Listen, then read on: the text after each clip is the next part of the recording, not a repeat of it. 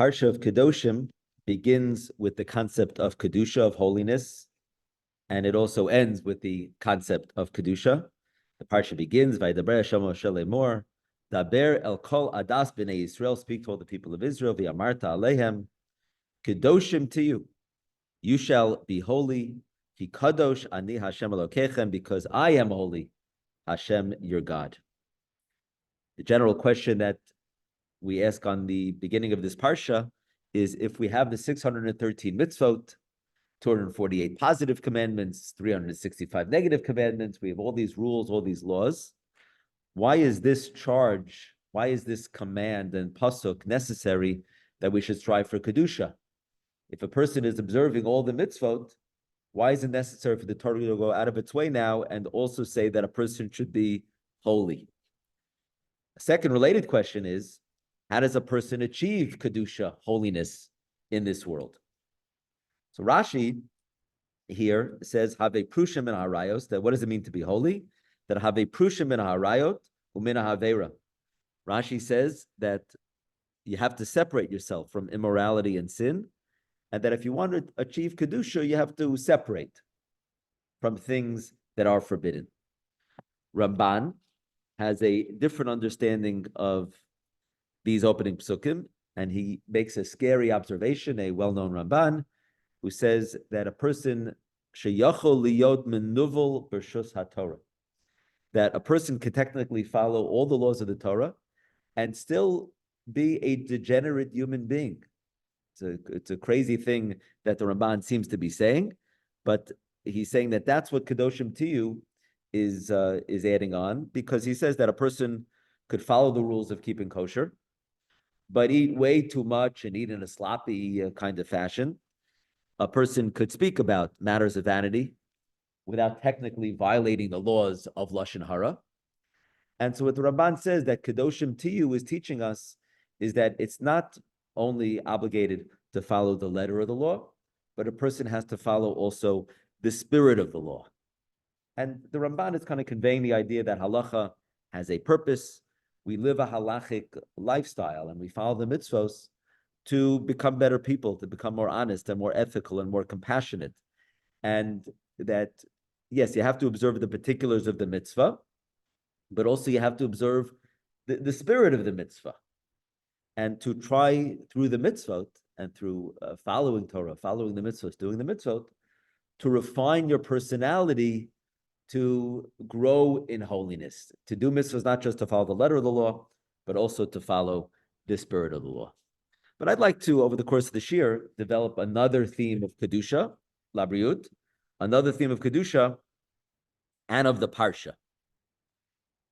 Because in the opening three psukim, leaving aside the first pasuk of Vaydaber Hashem Moshe Lemor, you have three seemingly disconnected psukim and mitzvot. So in the first pasuk it says Kedoshim to you, that a person should strive for holiness, to emulate Hashem. In the second pasuk it says Ish imo v'aviv tiro v'shabto tishmaru, that a person should fear or have reverence for his mother and his father. When it comes to reverence, the mother is placed first. When it comes to kavod, kibbud aveim, it says the father first, kabedet avicha v'timecha. And the rabbis teach us that very often, not always, but very often, a person shows greater love and respect for the mother than the father. So that's why the Torah goes out of its way to say, no, not just the mother should you love and respect, but also have that same level of love and respect for your father. Kabedet avicha v'timecha. And when it comes to reverence, very often, again, not always, every person has their different personal experience, but when it comes to reverence, very often a person has more reverence for the father, or like a fear of the father as a disciplinarian in the house. And so that's why the Torah goes out of its way to say, no, don't just have reverence for the role of the father, have reverence for your mother, ish imo v'aviv tiro. In any case, this pasuk highlights this mitzvah of kibbud or mora, aveim, respect and reverence for parents, v'shab society shmaru, and to keep Shabbat. And the next pasuk says, Al tifnu alilim, do not turn to idols, and v'alahei masecha lo sasu lechem, and you shouldn't make molten gods. In other words, this is the prohibition of avodah zarah, of idolatry. You have here in the beginning of the Parsha 3 psukim that seem to have no connection with one another. Reminds me, I remember one of my father's favorite shows was, the Tonight Show and Johnny Carson, you might remember. And one of his skits was Karnak the Magnificent, I think it was. And what he would do was, right, he had this big turban on, and he'd have three totally, disconnected things. And then he'd wipe his forehead, and he'd come up with the answer or the question that connected the three items. And I think my mother's on the call here on the Zoom. I think you remember Dad's one of the ones that I think he made up was, what's the Karnak the Magnificent? What's the connection between a 1995 Dodge Neon, a clean shave, and a college degree? Okay, what are the three things that will break a shidduch in Borough Park? So here you have the beginning of the parsha. In addition to the question of what's the reason, why is it necessary for the Torah to teach us to be holy? Second question is, what is the meaning of Kedusha? But the other question that we could ask here at the beginning of the parsha is, what in the world is the connection, is the common denominator, is the overarching theme of these three psukim? First pasuk talks about Kedusha. Second pasuk talks about reverence for parents and observing Shabbat. And the third pasuk teaches us that there's a prohibition of avodah zarah. Another question about these three psukim is they all end in the same way. Each one ends, Ani Hashem Elokechem. I am Hashem, your God. I am Hashem, your God. I am Hashem, your God.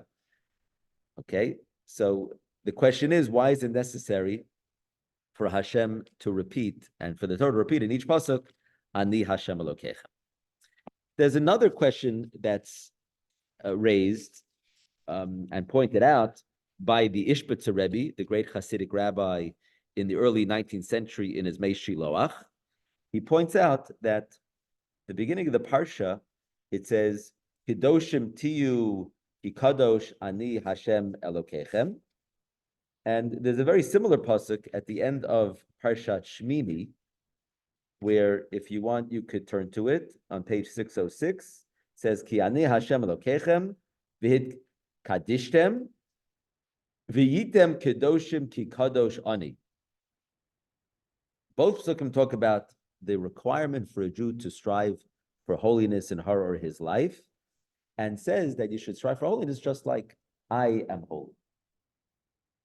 By the way, Korach said Kulam Kedoshim. The mistake of Korach, why was it a mistake? So Korach has a lot of basis. You have here a pasuk in Parshat Shmini, you have a pasuk in Parshat Kedoshim that say that a Jew should be holy.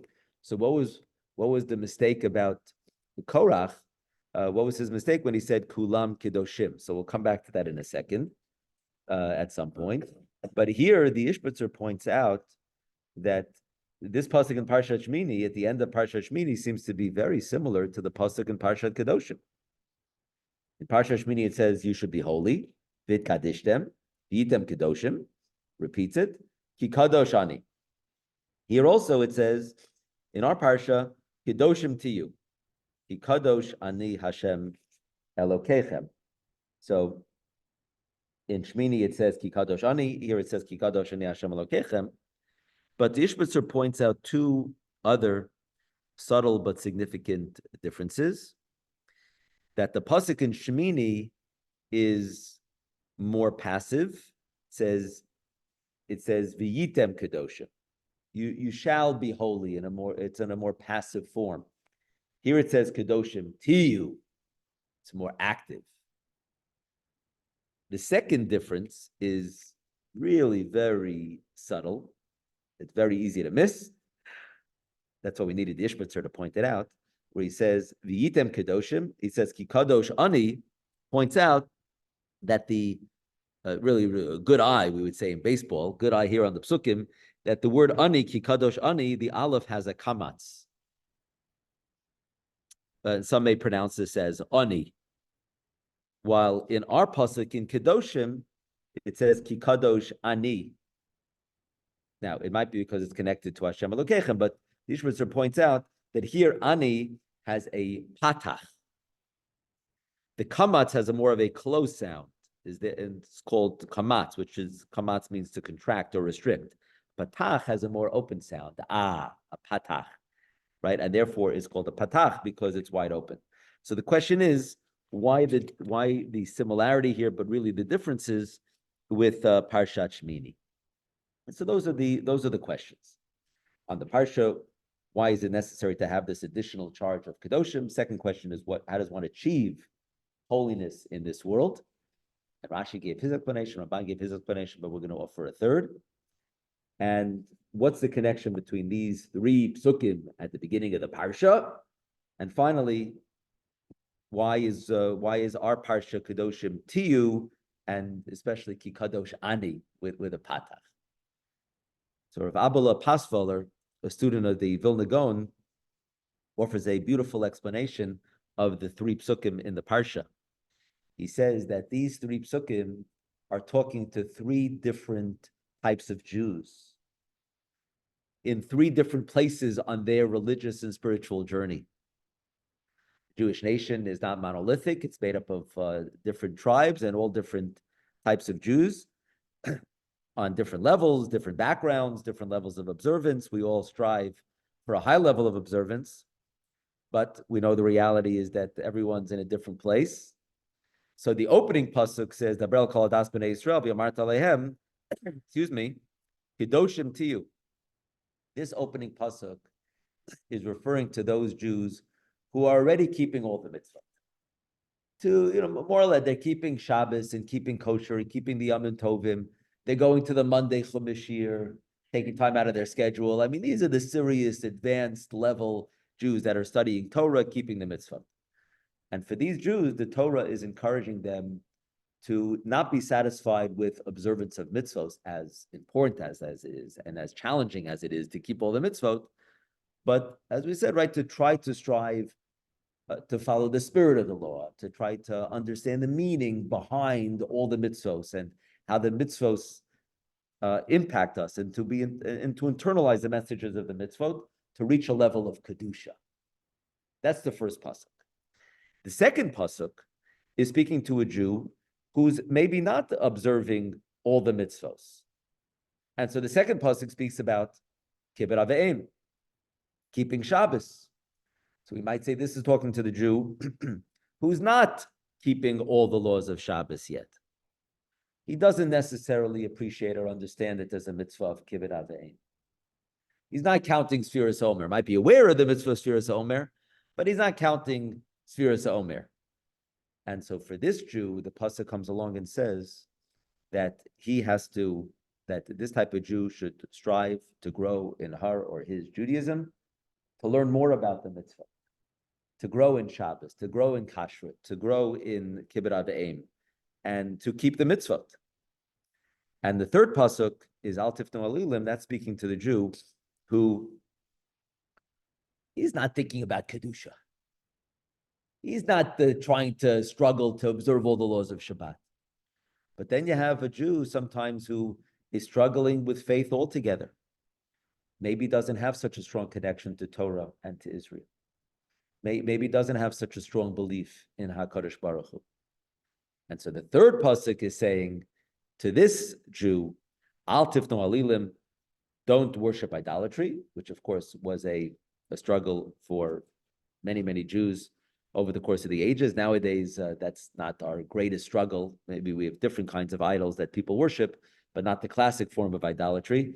But in any case, it's telling this Jew, don't worship idols, and strengthen your belief in Hashem, that Hashem created the world, and He gave us the Torah, and if Hashem created the world, so then there's a purpose to the world, and it's Hashem's kingdom, and the kingdom has a law. Baruch Hashem, it's a God of mercy who's going to take us by the hand, but to strengthen your belief in Hashem, and that Hashem gave us the Torah, and gave us the mitzvot. The three psukim, Rav Abba, Talmud of the Gra says, are talking to three different kinds of Jews. And to each Jew, the message of the three psukim is that it's telling each Jew that wherever you are, it's urging that Jew to grow, because it's not just in life where you are, but where are you heading? And to always no matter how much you've accomplished, right? To try to do more, to try to grow more, to try to learn a little bit.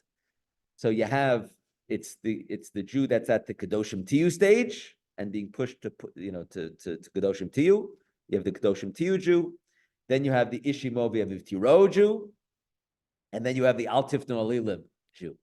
And it's speaking to three different Jews, and then of course you have many, many levels in between, and it's encouraging every single Jew to grow in your Judaism and to always try to improve. I think they tell about I think one of the greatest cellists of the previous generation was a man named Pablo Casal. He would practice for 6 to 8 hours a day. They said, Pablo, you're already the greatest cellist in the whole world. Why are you still practicing? And he said, because I think I can get better. No matter how good you are, there's always room to grow. They tell Rabbi Aaron Rakefet gave a eulogy for Joe DiMaggio, the Yankee All-Star, the Yankee Hall of Famer. You know that I'm a big Yankee fan. So he gave a whole eulogy about all the different things that you could learn from Joe DiMaggio. And one of the things he told over was the fact that Joe DiMaggio, every single inning, would run out to the outfield with great enthusiasm. So an interviewer once asked him, Joe, you're a 10-time All-Star, one of the greatest ball players in the league. You're married to Marilyn Monroe. You're a wealthy individual. Why do you run out as if you're a rookie? Why do you run out, like as if it's your first game, as if you're rookie season? And Joe DiMaggio responded and said, because there might be a child in the stands who's at his first ball game, and I want to make sure that he understands what it means to play with enthusiasm and passion. So Joe DiMaggio, number one, that story teaches us the importance of doing things with enthusiasm. That even if you're doing something for a long time, and sometimes it loses its wonder, it loses its magic. And sometimes human nature is to fall into a routine when you do something and you end up taking it for granted. So to always maintain that level of enthusiasm, number one. Number two, to realize that we're role models for one another. But the other thing I take from this story is that even somebody like Joe DiMaggio, like the story of Pablo Casal, Pablo was always trying to see he can get better. Even Joe DiMaggio, as great as he was running out for the next inning because there's always more to accomplish. The other message, however, of these psukim, in addition to the fact that a person needs to grow, is the second question that Rav Abba pointed out, which is why does each pasuk conclude Ani Hashem Elokechem? Because it's speaking to three different types of Jews, and it's for each one, Hashem is saying that I am your God, and I have a relationship with you. And every single Jew has a place in the community, and if Hashem cares about and loves every single Jew, so then we, of course, have to emulate Hashem and also love every single Jew. Because every single Jew has a place in the community, has a relationship with Hashem. When my wife and I were in Prague, and we spent the Shabbos in Prague, and so we were at the Chabad, and so the Chabad Rabbi gave a beautiful Dvar Torah about the fact, one of his ideas was the fact that every single Jew is a bar chiyuva, is obligated to keep the mitzvot. And some observe more, some observe less. And of course, we have to observe more, and you have to observe all the mitzvot, right? And we take it seriously, the mitzvot. But some observe more, some observe less. That's reality. And even though they might not be doing the right thing, if they're not observing the mitzvot, but they're a bar chiyuv. Hashem is commanding them to keep the mitzvot. If Hashem is commanding them to keep the mitzvot, that means they have a relationship. They have a connection to Hashem. It was a beautiful spin on that he was saying that every single Jew has a connection to Hashem, as distant as they might be, as far as they might be, and to value them and to love them, and they could always maybe reconnect and grow a little bit if we reach out to them with respect. They can always grow because there's always that Pintal Yid. We've highlighted that idea, over the course of the years. This is what the Sfas Emes says, why it says, Baruch Hashem Magen Avraham, that Hashem shields Avraham. The first bracha of Shmon Esrei, Sfas Emes says that it's to teach us that Hashem protects the Avraham within every single Jew. Every single Jew has a connection to Hashem, and that's why each pasuk says, Ani Hashem Elokechem, that Hashem has a relationship with each one. And if Hashem cares about each one, then for sure we have to go out of our way to care and include and encourage and love every single Jew, to love Jews. The Ishbitzer says that how do we understand why one is with a kamatz and one is with a patach? Here in our parsha it says Ki kadosh ani, and in Parshat Shmini it says Vitem Kedoshim in a passive sense, and it's Ki kadosh ani with a kamatz. I'm sorry. So in Parshat Shmini, it says Vitem Kedoshim passively, and it's Ki kadosh ani with a kamatz. Here in Parshat Kedoshim, it's Kedoshim Tiyu, more active, and Ki kadosh ani with a patach. So the Ishbitzer explains, he says that one dimension of Kedusha is to exercise kamitza, which is to show restraint, to hold back, to be stringent.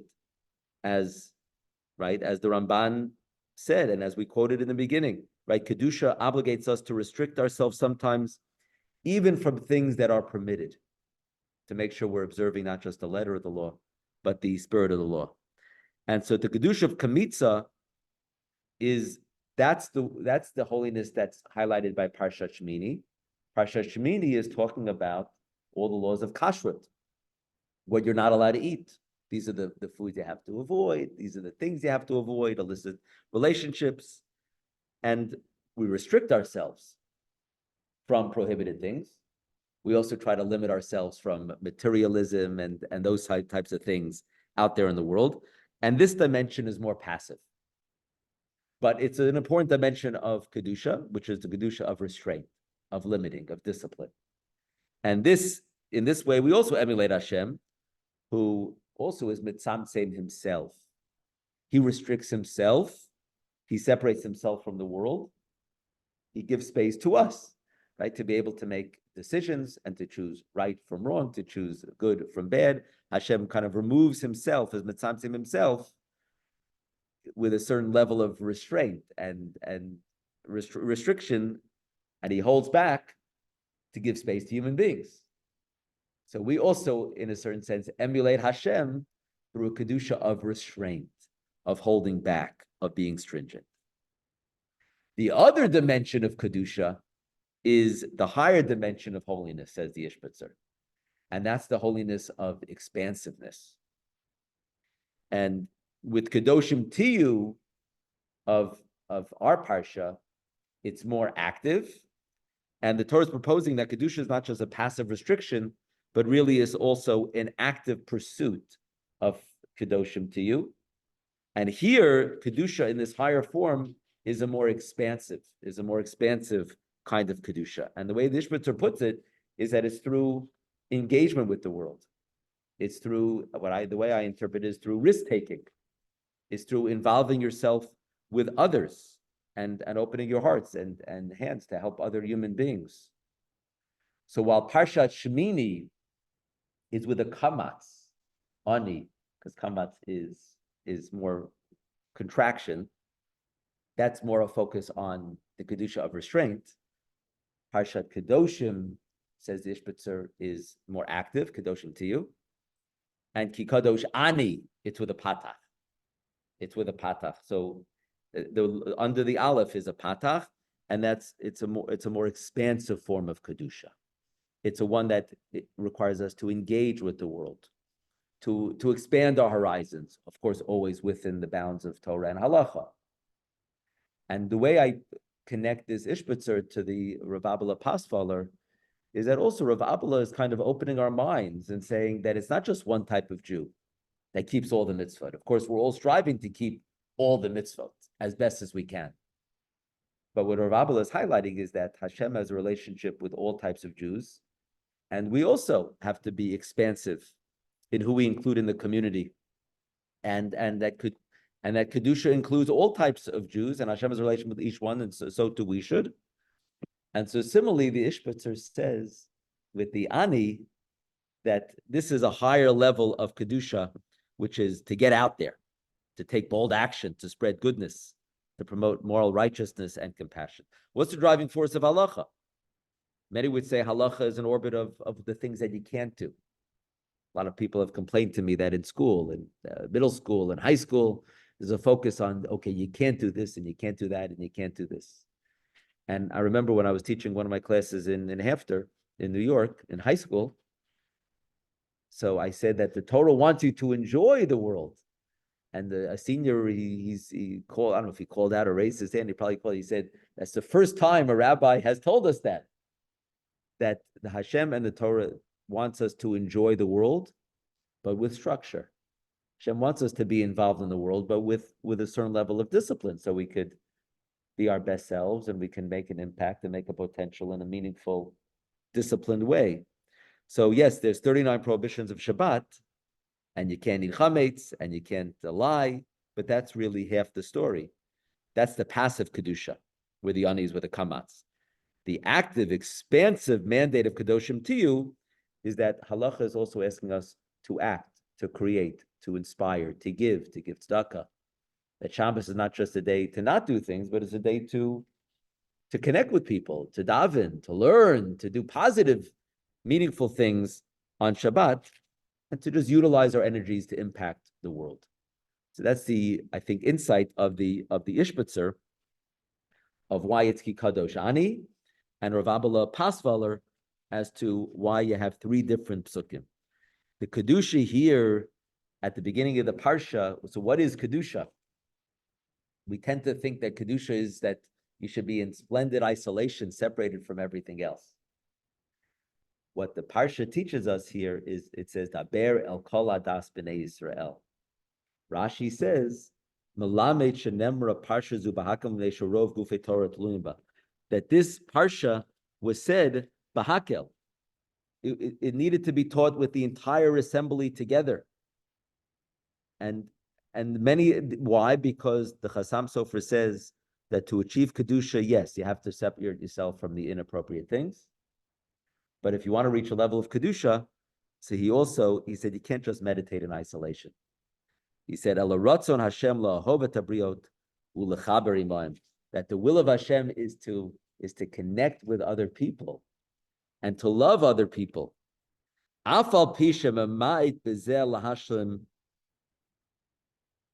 He says, even though it appears to slow down your path of Shleimut, nevertheless, the true path of Kedusha, the way to reach Shleimut, is Betoch Adas B'nei Yisrael.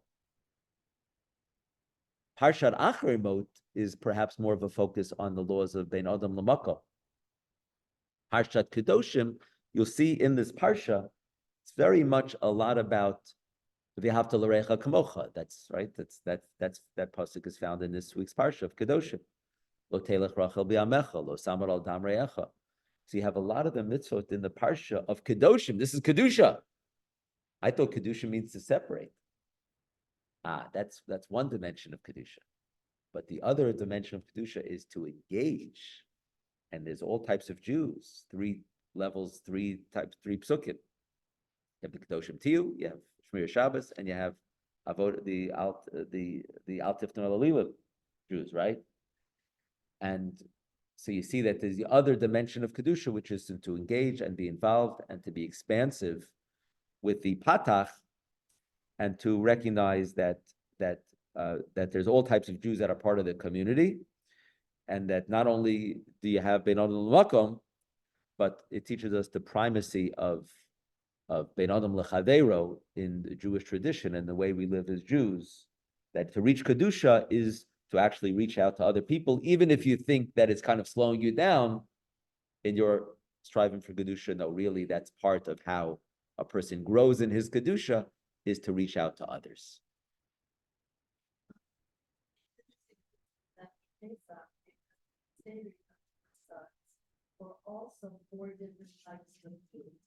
Very nice. To me, it relates to the four sons, so it kind of emphasizes that even after Pesach, you have to work with it later, but even after Pesach, you have to recognize. Wonderful. You have to talk to them as to who they are. Very nice. So Rifki points out that's right. So it's a good from the Arba Banim at the Seder, we see that they're all around the table, and they all are spoken to, and all are included. Similarly, the Gemara has a comment that the Ketoret, the incense, has a foul-smelling ingredient called the chelbana. Why would the Torah want a foul-smelling ingredient to be part of the Ketoret that was offered in the Mishkan? And the Gemara says that you see from here that any fast day that doesn't have the sinners included, or any shul that doesn't have the sinners, it's not a fast day, and it's not a community, it's not a shul. Who are the sinners? Who are the righteous ones? Of course, right? You're all the righteous ones. But nobody is perfect. But what the Gemara is saying is that it includes the chelbana because we don't just want the tzaddikim, right? We want everyone to be included. And of course, that doesn't mean that all choices are equal. We have to try our best to make the right choices and to keep the mitzvot. But what it's saying is that it should be that the spirit of our community should be inclusive, should be warm, should be welcoming, should be non-judgmental, and that it's all in a spirit of growth, which is also the theme of the Parsha. So it's the Arba Banim, and it's the beginning of our Parsha. Rav Yisrael Salanter was criticized. He was criticized. He was the founder of the Musar movement of the 19th century, and he focused a lot on character development and refinement. So some criticized Rav Salanter that his students, like Rav Naftali of Amsterdam and Rav Itzal of Petersburger and other students that had Rav Yisrael Salanter, had he focused just on Gemara, like the meat and potatoes of Gemara and the commentaries of Gemara and Rishonim, so then his students would have been even greater Talmidei Chachamim, greater scholars. So, right, some of the other rabbis in more the traditional yeshivas were critical of Rav Salanter. So he defended himself with a halacha from brachos. He says that if you have a complete item and an incomplete item, and you're making a bracha, so you should make the bracha on the complete item and not the incomplete item. So let's say you have a tomato and a slice of a tomato. Let's say you have a cherry tomato and some cut up tomato. So you make the bracha on the cherry tomato and have that because that has a higher status.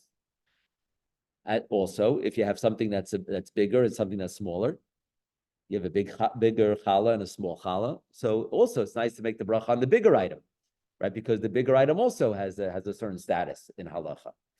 What happens though? The question is, when you have a big incomplete item versus a small complete item. So one thing is sholem and one thing is a gadol. Then which one gets the bracha?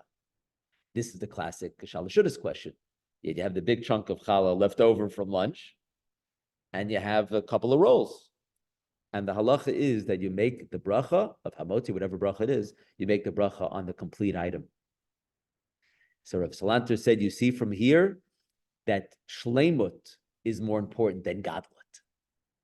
Being a shalem person who's complete, who's refined, who has good midot, is more important than being a gadol who knows, all the pages of the Gemara. Of course, we try to have both to the degree that we can, but Rav Salanter was defending himself and his approach. That's why Musar is so important, and he focuses on that because it's not just about knowing the pages of the Gemara, as important as that is, but it's about refining yourself as a person in the way you interact with others. Because shleimut is more important than gadlut. The Apter Rav was once asked, I heard this from my Rabbi Jacob J. Schachter.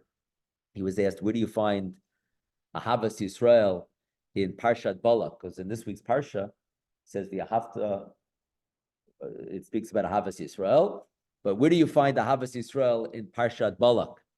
And he thought for a second, and he answered. I almost gave it away, but he answered. He said, "Oh, it's clear. Balak bet lamed kuf. It's the pasuk of our parsha. V'ahavta l'reacha kamocha." Right. So Balak, which is it's parsha b'midbar, of course, we're not there yet, but so he says that's an acronym for v'ahavta l'reacha kamocha. You see it in the name itself. So one of his students pointed out that no, that doesn't make sense because Balak is spelled bet, lamed kuf, of course, and I know some of you were wondering, and the ahavta starts with a vav. And Kamocha starts with a Chaf, so it's very similar, but it's a little different letters. And the Aptarov, it was known as the Ov Yisrael because he wrote a sefer called Ov Yisrael. He banged his hand on the table and he said that when it comes to loving other Jews, you can't be nitpicky with the letters. You can't be medaktek bosios. And that a person, really, if anything, we should be medaktek with our own osios, and particularly with our actions, and be, a little bit easygoing and forgiving and cut slack to other Jews. That's maybe a secret of the Ahavta l'reacha kamocha, and that's a message. That's a message of the parsha. Yeah.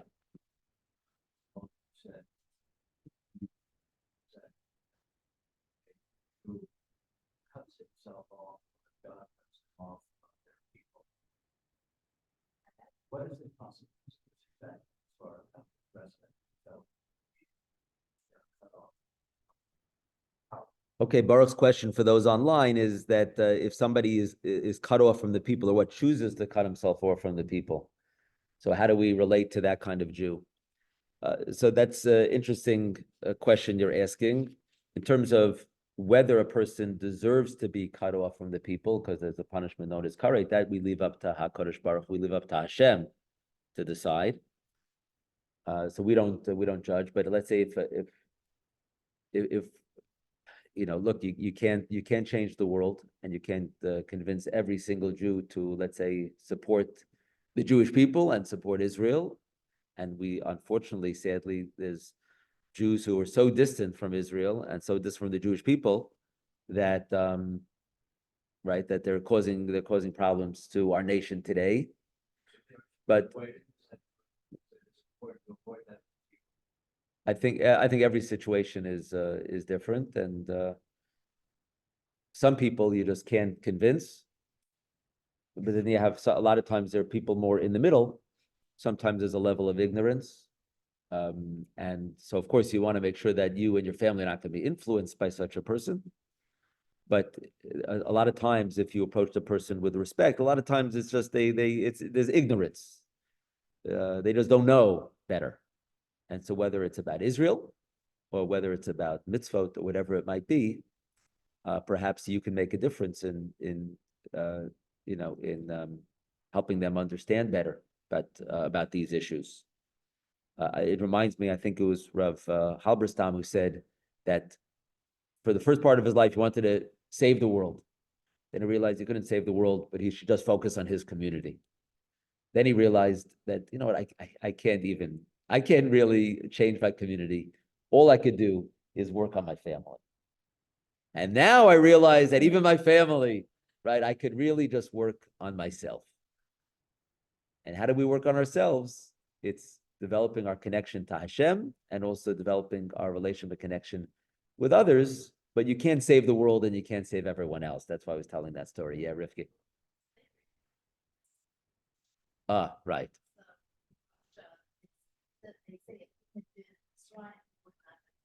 Right. Right. So the Russia is still at the Seder.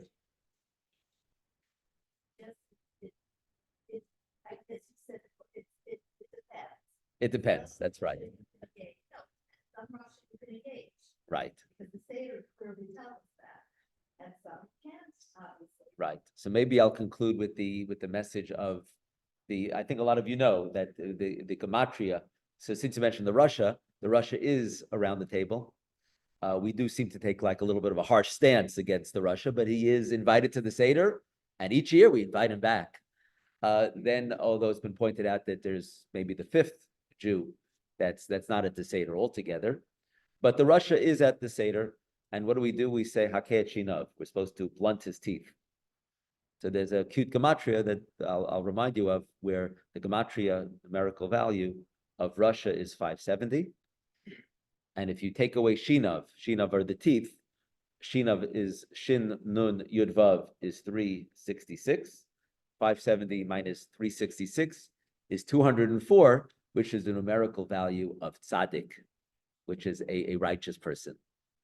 And so what that means is that to be very, very hesitant and reluctant to label people And why? Because if you just maybe blunt the teeth, if you take away the cynicism, take away the skepticism, if you reach out to him, if you show him love and care, maybe you do have to be strong in your response. It all depends upon the issue. You have convictions, you have to be bold, you have to be strong. You can't be wishy-washy. But if you take away somehow that shinav, you could reveal the tzaddik that really ultimately he is a tzaddik deep down inside, and who knows, he could grow and become a tzaddik. So Baruch, that's maybe to you that maybe is a little bit naive to think that we could take every Rasha and make him a tzaddik, but the message of that really is the Chelbana is included in the Ketoret. You have the 3 psukim at the beginning of the Parsha, and it's not, Kedusha is achieved not just through restrictiveness, and not just through avoiding things that are permitted, like the Ramban says, but really Kedusha is achieved by also expansiveness, being open, accepting, tolerant, again, balancing this with your convictions and what we stand for, of course, but recognizing that there's different Jews in Israel, and that Shleimus is more important than Gadlut, and that ultimately Kedusha is b'toch kol hadas Yisrael, that Kedusha is found when we strengthen our relationship with all members of Israel and recognize our relation, but also our responsibility to every single Jew. Yasher koach. Thanks so much. Yeah. Big market chain of Israel, and they show 5 different tables singing Shalom Aleichem. Oh, okay. Beautiful. Table with Diary, one's a Haredi table, one's a British table, one table has, the men all have tattoos, but they're all of the Shabbos, there's 5 different Right. Shabbos tables, and they're all singing Shalom Aleichem. So I love it. Beautiful. Beautiful. Send it to me. Okay, good. Okay, wonderful. Greg, thanks for hopping on. And everyone, David and everyone, great to learn with you. Anyone want to share a thought to represent the online group?